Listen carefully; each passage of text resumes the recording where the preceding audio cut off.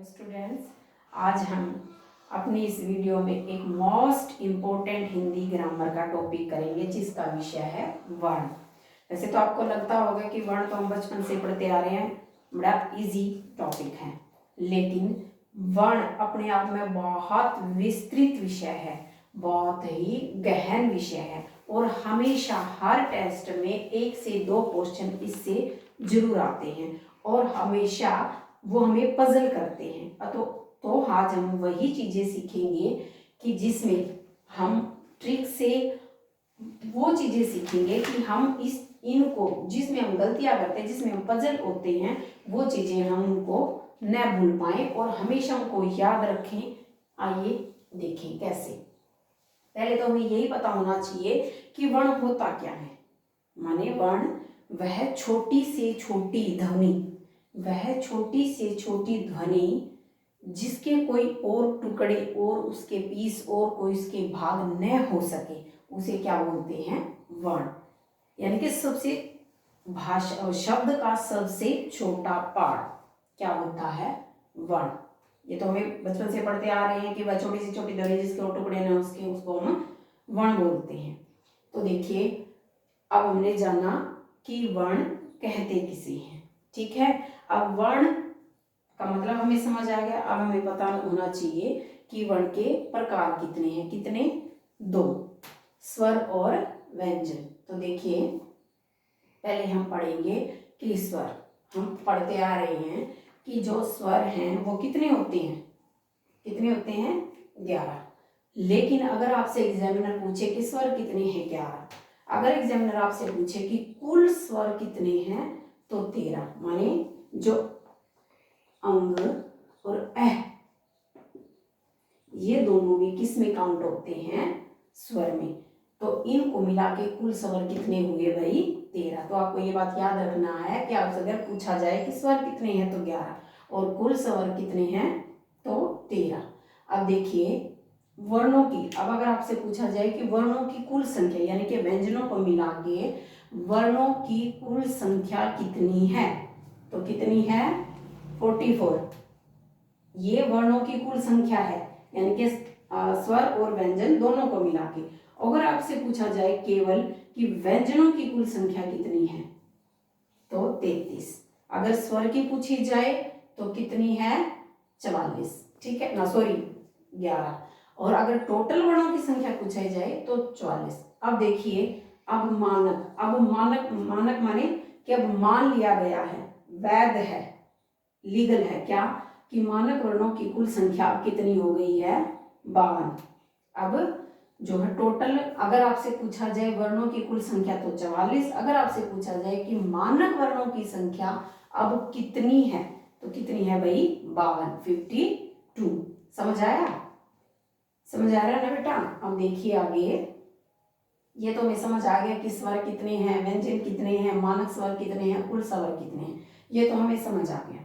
लेकिन सबसे ज्यादा जो गड़बड़ करते हैं, सबसे ज्यादा जहां हम पजल होते हैं वो है ये। देखिए क्या, अब देखिए आप कि हमने पता है कि जो व्यंजन होते हैं उनमें जो 25 वर्ण होते हैं, स्पर्श व्यंजन कितने होते हैं? 25। किससे लेके? क वर्ग से लेके प वर्ग तक। क वर्ग से लेके प वर्ग तक कितने स्पर्श व्यंजन होते हैं? 25।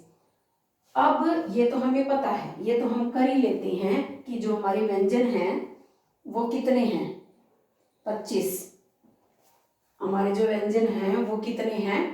25, ठीक है ना, ये तो हम कर लेते हैं। बट हम गलती कहाँ करते हैं कि हमें ये नहीं पता होता, एग्जामिनर हमसे पूछता है कि जो क वर्ग है उसका उच्चारण में क्या स्थान है, च का क्या है, ट का क्या है, त का क्या है, प का क्या है।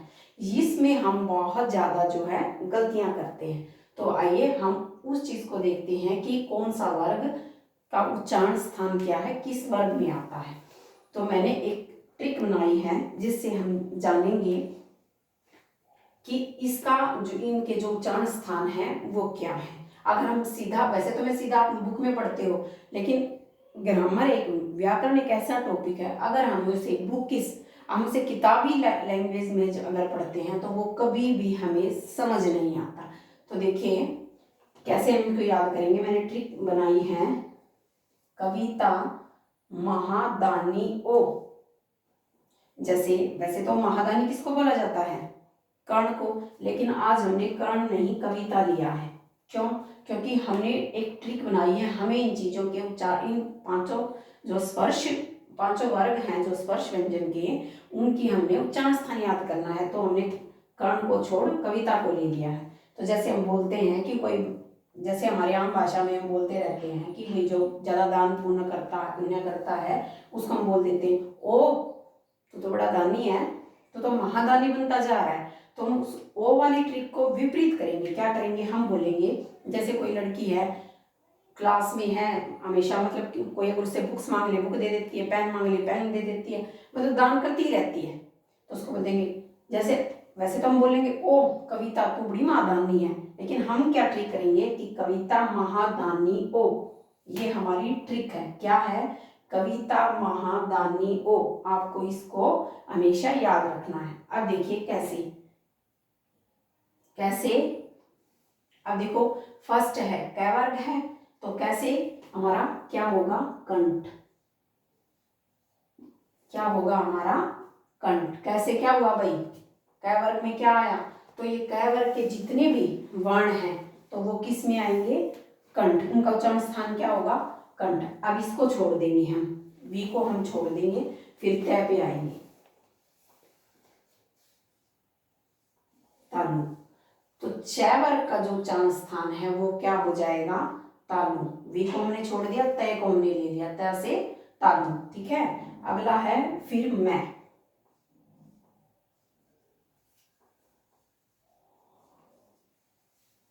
अगला हमने क्या लिया भाई, मैं। तो अब इसमें टय, जो टय है उसका उच्चारण स्थान क्या होगा, मूर्धा। क्या होगा उसका उच्चारण स्थान है मूर्धा। ठीक है, अब अगला क्या है, मैं से हमने अब है को हम काट देंगे, द से हम क्या लेंगे, दानी से हम क्या लेंगे, द। तो द से क्या होगा, दंत। द से क्या, तो तय वर्ग हमारा किस में आया भाई, दंत में। ऐसे अब हमारा न को हम फिर काट देंगे, तो ऐसे ओ मीन ओस्ट, यानी कि हमारा जो प वर्ग है वो क्या हुआ, ओस्ट। एक बार दोबारा फिर देखते हैं। हमारी ट्रिक थी कविता महादानी ओ, कविता महादानी ओ। तो हम क्या करेंगे, पहला है कै वर्ग, कै वर्ग से कै, कंठ। दूसरा है जी च वर्ग, दूसरा क्या है भाई, च वर्ग। च वर्ग में हमने क्या लिया, कविता। तो कविता से क्या हो गया, दूसरे में क्या आ गया, तालु। वी हमने काट दिया। अगला है महा, महा से हमने मैं लिया, तो नेक्स्ट वर्ड किसका हो गया, टै का। तो टै में क्या आया, मूर्धा। नेक्स्ट क्या है, तय। अब इसका में हमने हा काट दिया, तो द ले लिया। द से नेक्स्ट में क्या आया, दंत है। नेक्स्ट है ओ का ओ से हमने क्या बना लिया, ओस्ट। तो लास्ट हमारा क्या हो गया, ओस्ट। माने कै वर्ग किस में आएगा, कंठ में। च वर्ग किस में आएगा, तालु में। और ट मूर्धा और तय दंत और प हमारा किस में आएगा, ओस्ट। तो हमने सिर्फ ये बात याद रखनी है, ये ट्रिक याद रखनी है, कविता महादानी ओ। कविता से हमने वी काट देंगे, महा से हमने हा काट दिया, दानी से हमने नी, और ओ हमारी ट्रिक में आ गया। तो समझ आ गया। आई थिंक अगर हम ये ट्रिक हमेशा याद रखेंगे तो कभी भी इन पांचों वर्गों का उच्चारण स्थान नहीं भूलेंगे। समझ आया बच्चों। अब देखिए, अब जो बच गए हमारे स्वर और हमारे कुछ अंतस्थ जो व्यंजन हैं वो बच गए, हमारे ऊष्म जो व्यंजन हैं वो बच गए। अब उनका उच्चारण स्थान हम कैसे देखेंगे। अब देखिए, अब जैसे मैंने लिखा हुआ है इसमें अ आ ह, अ आ है। अब हमारा जो कै वर्ग था वो किस में था, कंठ में था, यानी कि कै वर्ग का उच्चारण स्थान क्या था, कंठ। ठीक है ना। तो अ आ है, अह। तो हम क्या बोलेंगे, पहले में अह, इस ए आ है को मिला के क्या बोलेंगे, अह। तो ये तीनों किस में आएंगे, कंठ में। कंठ में कंठ किसमें है और कै तालु कै वर्ग में, तो क्या हो जाएगा अ आ है तो किस में आएंगे कंठ में। यानी कि हम पहले इनका सीधा वर्ग याद करेंगे और वर्ग का हमें पता है कि कै वर्ग में क्या स्थान है उच्चारण का कंठ, तो अ आह अह इकट्ठा याद करेंगे तो कंठ। अब नेक्स्ट देखिए, अब च का उच्चारण स्थान क्या था, च का क्या था बेटा तालु था। अब इसको एक साथ पढ़ेंगे य श ई ओई, ऐसे नहीं पढ़ेंगे, एक साथ पढ़ेंगे यशइच। इसको कैसे बोलेंगे हम यशइच। हमें इसका पता है कि जो च है उसका उच्चारण स्थान क्या है तालु, उसका उच्चारण स्थान क्या है तालु, तो यशइच इसको साथ में लेके बोलेंगे। एक तो ये ट्रिक है और एक य की जो शेप होती है कुछ कुछ च से मैच करती है, तो इससे भी कर सकते हैं, बाकी नहीं तो हम ऐसे ही इसको कर सकते हैं यशइच। तो यशइच किस में आ जाएगा तालु में। नेक्स्ट देखिए बेटा ऋष री र और श, तो हमने ट का क्या बताया था उच्चारण स्थान मूर्धा। तो देखिए अब इसको हम कैसे बोलेंगे, जैसे हम किसी बच्चे का नाम होता है ऋषभ, तो हम उस भय को नहीं बोलेंगे, हम क्या बोलेंगे ऋषस्ट, क्या बोलेंगे ऋषस्ट। तो क्या हो गया ये, तो इनका उच्चारण स्थान क्या हो गया इसके साथ मिलके, इसके साथ याद करेंगे हम, नहीं तो अलग अलग हम पजल हो जाएंगे, एग्जाम में गलती करेंगे। तो ऋषस्ट क्या स्थान हुआ इसका भी मूर्धा। अब देखिए तय का उच्चारण स्थान क्या था, तय का क्या था भाई तय वर्ग का, तो दंत है, क्या था दंत है। तो देखिए अब इसको हम ऐसे याद करेंगे, इस ल और स को इसके साथ बोलेंगे। जैसे हम बोलते हैं लस्सी, तो हम लस्सी वर्ड न बोल के पूरा क्या बोलेंगे लस्त, क्या बोलेंगे लस्त, क्या वर्ड बोलेंगे साथ में लस्त। और तय किसमें था हमें पता है दंत में, तो ल और स किसमें हो गए दंत, ठीक है।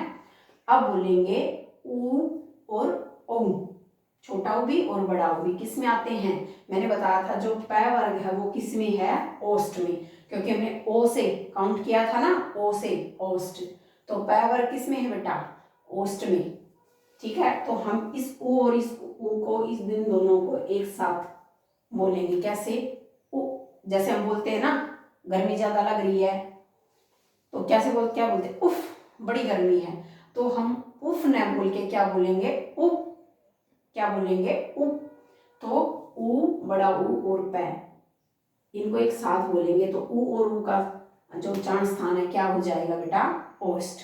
समझ आया, एक बार फिर देखते हैं ए आ है अह, तो उच्चारण स्थान कंठ क्योंकि कै वर्ग में रिलेट है ये। अगला देखिए नेक्स्ट बेटा, अब इसको हमने कैसे किया यशइच, यशइच तो किसमें तालु में। अगला है ऋषस्ट, तो किसमें हमने बताया था इसको ऋषस्ट में दंत है ना सॉरी मूर्धा। नेक्स्ट देखिए लसत, लसत किसमें है लसत इकट्ठा बोल रहे हैं तो क्या दंत है। उफ, उफ ना बोल के हम बोलेंगे उफ, तो किसमें है ये ओष्ठ में, ये आपने याद रखना है, साथ में नोट डाउन करते जाओ। एक दो बार इसकी प्रैक्टिस करोगे, वीडियो को दोबारा रिपीट करके देखोगे तो आपको बिल्कुल बहुत अच्छे से ये समझ आ जाएगा।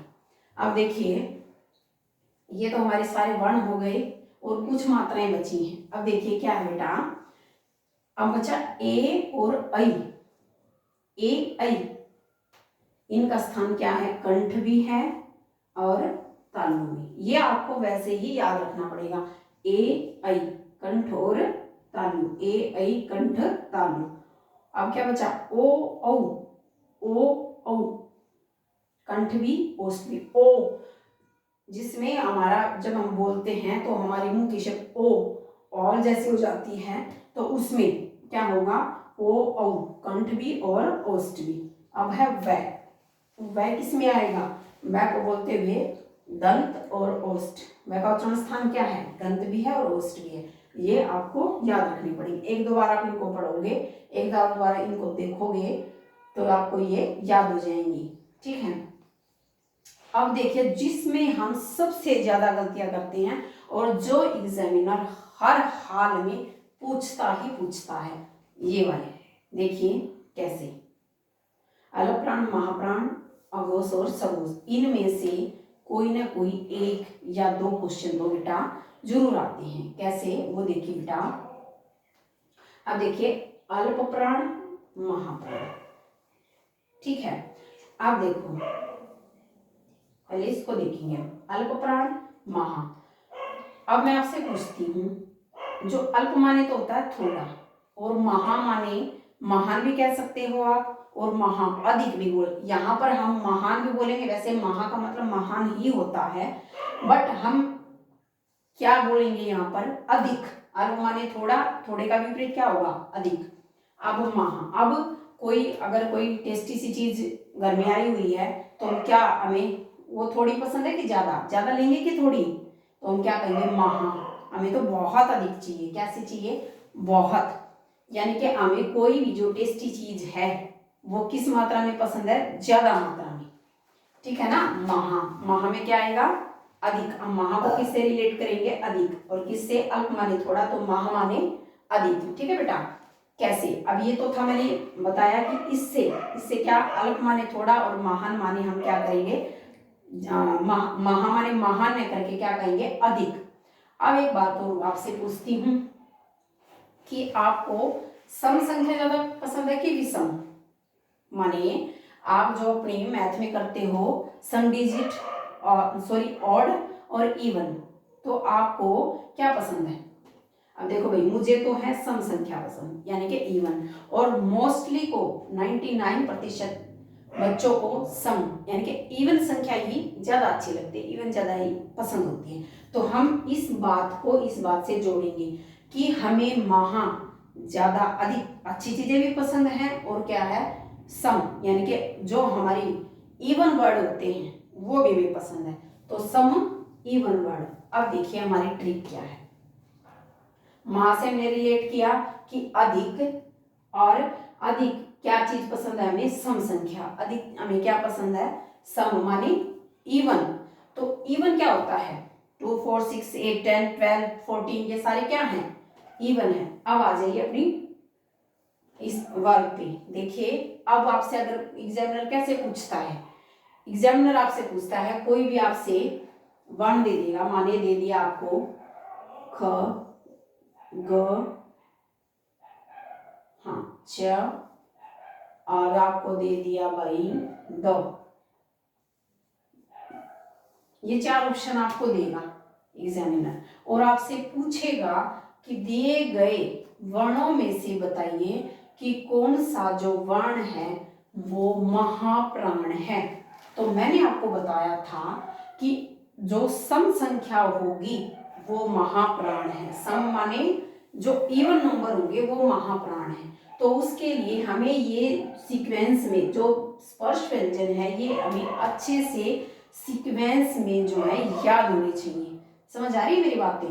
तो अब देखिए पहले हम यहाँ से लेते हैं च, च तो फर्स्ट है माने 1, तो 1 1 इवन होता है क्या, नहीं। अब द देखिए थर्ड, तो थर्ड इवन होता है क्या, तीसरा नंबर, तो नहीं। अब नेक्स्ट देखिए ग भी थर्ड है, तो इवन है ये, नहीं। अब देखिए ख क्या है, फर्स्ट सेकंड यानी कि 2, तो क्या हुआ, सेकंड वर्ड क्या है, इवन है। तो देखिए आप हर वर्ग का दूसरा और हर वर्ग का चौथा, हर वर्ग का सेकंड और फोर्थ क्या हुए, महाप्राण। क्या हुए बेटा, महाप्राण, दूसरा और चौथा। हमें याद रखना, महा से हम महान, बहुत महा, हमें बहुत अच्छी चीजें चाहिए, और डिजिट में अच्छा क्या लगता है, सम, और सम क्या होता है 2 और 4 6 7 8, तो आगे तो हमें जाना नहीं है क्योंकि हमें 5 तक रहना है। तो 2 और 4 क्या हुए, सम, और सम किस में आते हैं, महाप्राण में। तो वर्ग में सम क्या हुआ, 2 और 4, तो 2 और 4 जिस भी वर्ग का जो भी वर्ण है वो क्या हो जाएगा, महाप्राण। अब बच गया क्या, अल्पप्राण। अल्पप्राण के हमें बनाने की जरूरत ही नहीं पड़ेगी, जो बचे हुए हैं वो क्या है, अल्पप्राण, यानी कि जो विषम ओड संख्या जो बच गई, फर्स्ट थर्ड और फिफ्थ, फर्स्ट थर्ड और फिफ्थ ये बच गई। तो इसमें ये किस में आएंगे, अल्पप्राण में। अगर आपसे कोई पूछ ले, अब क्या पूछेंगे तो हमें फटाक से बता देंगे, अल्प, ठीक है ना। ग पूछ लिया अल्प, क्योंकि ये हम किससे रिलेट करेंगे, सम और विषम, इवन और ओड संख्या से। अब ये अल्पप्राण और महाप्राण तो हमें समझ आ गया। तो अब देखिए महाप्राण, अब क्या आएगा, सॉरी अल्पप्राण और महाप्राण तो हमने समझ लिए कि ओड और इवन से हम इनको समझ लेंगे कि जो विषम संख्या है वो अल्प में आएगी, जो सम संख्या वो किस में आएगी, महा में। और उसको हम अपने वर्गों से, जो क से प वर्ग है उससे रिलेट करके उसको समझ लेंगे। अब देखिए, अब है जी, अब है बेटा अघोष और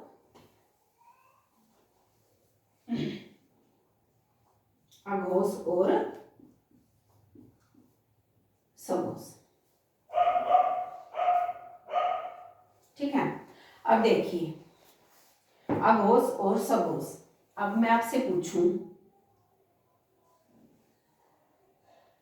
कि इसका तो ए वर्ण और इसका स, पहले वर्ण को रिलेट करेंगे हम, ए और स। मुझे बताइए, जब हम स्वर व्यंजन लिखते हैं तो इनमें से कौन सा वर्ण पहले आता है?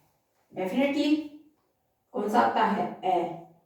ए क्या आता है? ए कब आता है बेटा? पहले आता है ना। तो इस पहले को रिलेट करेंगे हम। एस क्या आता है इससे? से पहले, तो हमने इसके आगे लिख दिया पहले। अब आगे जो वर्ण बचे हैं वो कितने हैं? अब आगे जो वर्ण बचे हुए हैं बच्चा, तो वो कितने हैं? 1 और 2, 1 और 2। ठीक है, तो हमारी ट्रिक क्या है? पहले दो। ए को आपने हमेशा याद रखना है कि ए अघोष और सघोष में कौन सा वर्ण जो पहले वाला है, पहले कौन सा आता है? अ। तो अ को हम बोलेंगे पहले। अभी मैंने बोला कि पहले कौन सा था, तो इस पहले वर्ण को हम, तो पहले और पीछे जो इसके वर्ण हैं वो कितने बचे? 1 और 2, क्योंकि वो तो मात्रा है। तो वर्ण कितने? 2। तो हमारी ट्रिक है पहले दो, माने किसी भी वर्ग का जो पहले दो वर्ण है, किसी भी वर्ग के जो पहले दो वर्ण हैं वो क्या होते हैं? अघोष। और पीछे जो बचे 3, 4, 5 यानी कि पिछले 3, 4, 5 वो तीनों किस में आएंगे? सघोष में। तो इसके में ट्रिक बनाने की जरूरत ही नहीं है, हमें एक की बनेगी, दूसरे का काम अपने आप ही चल जाएगा। अघोष और पहले आता है, पहले दो हमारी ट्रिक है। तो पहले दो जो भी वर्ण हैं वो किस में आएंगे? अघोष में। और बाकी के बचे हुए 3, 4, 5 किस में आ जाएंगे बेटा? किस में आएंगे? सघोष में। समझ आया? देखिए हमने अभी क्या पढ़ा? अघोष, सघोष, अल्पप्राण, महाप्राण। अल्पप्राण थोड़ा, महाप्राण अधिक। महाप्राण महान, तो महान से हमने क्या रिलेट किया? अधिक। तो अधिक हमें क्या पसंद है? सम संख्या। तो सम क्या है? 2, 4। 2, 4 किस में आ जाएंगे? यानी कि 2, 4 किस में आएगा? महाप्राण में। अल्पप्राण में जो बचा, जो ओड संख्या, वो किस में चली जाएगी? अल्पप्राण में। अघोष में हमने पढ़ा अघोष और सघोष, ए पहले आता है, तो पहले से हमने रिलेट किया, पहले इसके दो वर्ण बचे, पहले दो, यानी कि पहले जो दो वर्ण आएंगे वो किस में आएंगे? अघोष में। और जो बाकी बचे वो किस में आएंगे बेटा? सघोष में। समझ आई? तो आपने इसको एक दो अपनी एक नोटबुक ले लो, उसमें ये ट्रिक लिख लो। इस तरह आप एक बार भी लिखोगे तो ये आपके माइंड में मरते दम तक ये छप जाएंगी, और आप कभी भी इन चीज़ों को भूलेंगे नहीं। क्योंकि जो चीज़ें हम वैसे ही रट्टा मारते याद करते हैं वो कुछ टाइम के लिए तो याद रहती है, उसके बाद हम भूल जाते हैं। लेकिन जो हम बातों की तरह अगर किसी भी चीज़ को हम याद करते हैं, कहानियों की तरह हम किसी भी चीज़ को याद करते हैं, तो उसको हम कभी नहीं भूलते। तो इसीलिए आप एक इस वीडियो को 1 से 2 बार जब देखोगे तो आपको ये वर्ण विचार का जो विषय है वो समझ आ जाएगा। आगे हम जो इसके और भी वर्ण बचे नेक्स्ट वीडियो हम करेंगे, अंतस्थ, ऊष्म, संयुक्त व्यंजन जो है उनको बड़े विस्तार पूर्वक पढ़ेंगे। अगर आपको मेरी वीडियो थोड़ी सी भी अगर यूजफुल लगी है तो प्लीज़ मेरी वीडियो को प्लीज़ लाइक, शेयर और कमेंट्स जरूर कीजिए। Thank you.